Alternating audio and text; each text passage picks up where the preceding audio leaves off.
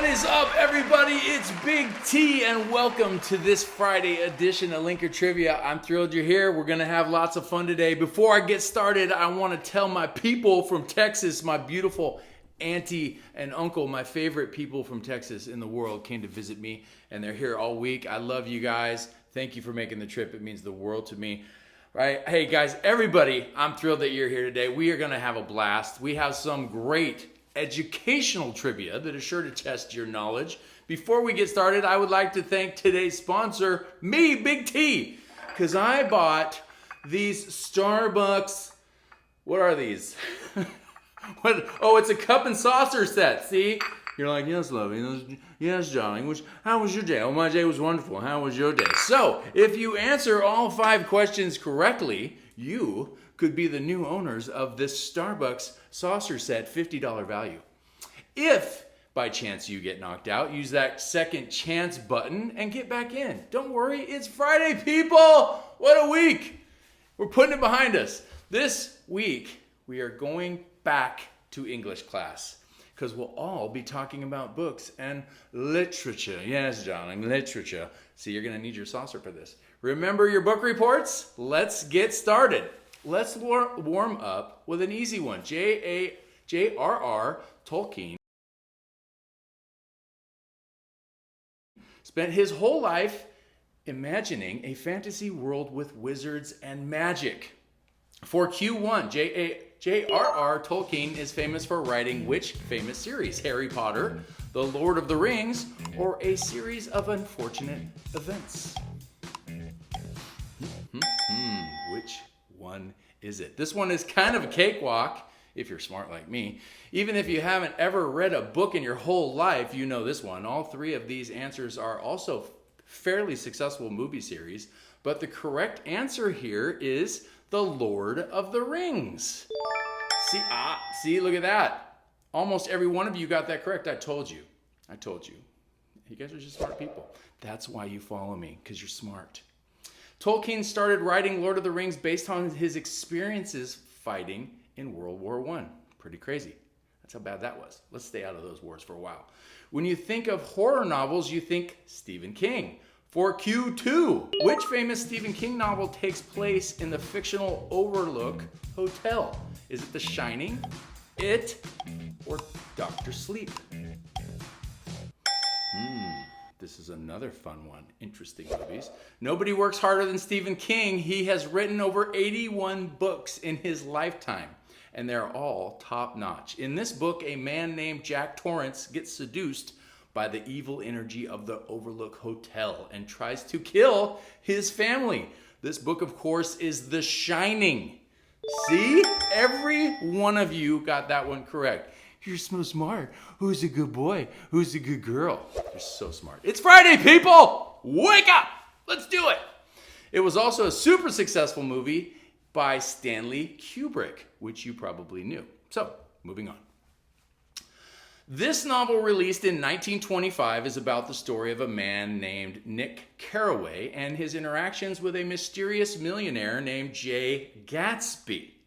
For Q3, who wrote The Great Gatsby? Is it J.D. Salinger, Harper Lee, or F. Scott Fitzgerald?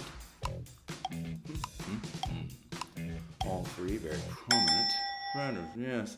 Back to the saucers, yes.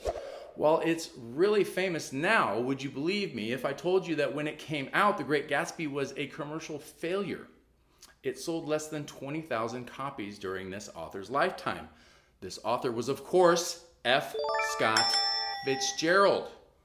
Looks like most of you got that one correct. That was a little bit harder, I have to say. You can always buy back in. Remember, darling, we're playing for this cups and saucer, and it's not just one. You get to bring a friend, right? You get to play with darling, yes. Yes. The book was such a flop that F. Scott Fitzgerald went to his grave believing he was a failure. Only after his death did his book become a mainstay in American school curriculum. Sad to say. So, a good book usually has some memorable sections, but one book in particular is known for its super famous opening line. For Q4, which novel begins with the line, "Call me Ishmael"? Moby Dick, Invisible Man, or Pride and Prejudice? This is good today. I like this game. It is a truth universally acknowledged that a single man in possession of a good fortune must be in want of a wife. That is the super famous opening line to Pride and Prejudice. The only one more famous than that is Call Me Ishmael from Moby Dick. Okay, most of you got that one correct. That wasn't an easy one, but I like where your head's at. We got question 5 coming up. The other book, Invisible Man, featured a tribute to Moby Dick in its prologue. So, pen names were and are a common thing among authors. For whatever reason, sometimes they just don't want to print their own name on their work. One example is an author by the name of Eric Blair. You might know him better as George Orwell. For the last question, question 5, and we still have 7 people in. Samuel Clemens is the real name of which famous author? Is it Charles Dickens, Ernest Hemingway, or Mark Twain? Which one is it? This author also famously had a special relationship with Halley's Comet. He was born 2 weeks after it passed Earth and said it would be the biggest regret of his life if he didn't die when it came back. That author, of course, was none other than Mark Twain. Uh-oh, look at that. 4 of you got that correct. 3 of you got it incorrect. Good. Guess what that means? That means we have a tie. As you know, we only have 1 set of saucers. Can't break them up, people. This triggers a tiebreaker, which means the person or persons who were the quickest to answer all the questions wins. Here are the winners for today's event. It's pretty small, but I can't even see it. It looks like Walker. Walker, you are our winner. You saucy saucer guy, you're gonna get these saucers. I hope they don't break on the way. If they do, just drive out and we'll get you another set. We'll take you down to Starbucks and get you a set yourself.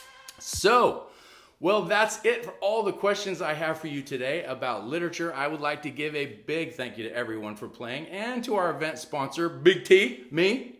I keep forgetting that I sponsored. If you didn't do too well today, don't sweat it. We're going to take the weekend off, but have a whole new slate of games for you all next week. I think our boy Zane is going to be in on Monday, as I will be on the road. Don't forget to subscribe to my event feed to stay up to date on upcoming events and get reminders when it's time to play. Oh, and guess what? I have another surprise for you. So guys, today we actually have 2 events. I don't know if you noticed this, but I believe it's at 5 p.m. The professional bass fisherman Jared Littner is going to be doing his event, and he's giving away a fun prize. So check out his event promo and prize promo to see what he's giving away, and come back at 5 p.m. and play his event and support him in his effort. He is awesome. He's a great friend of mine. He's not a very good basketball player, but what are you going to do? So, love you, Jared. Everybody, I want you to remember one last thing, and that is that you're all winners in my book. Austin Thomas, I'm coming home soon, baby boy. We're going to hang out. I love you. I miss you. And I can't wait to see you. See you. Cheers.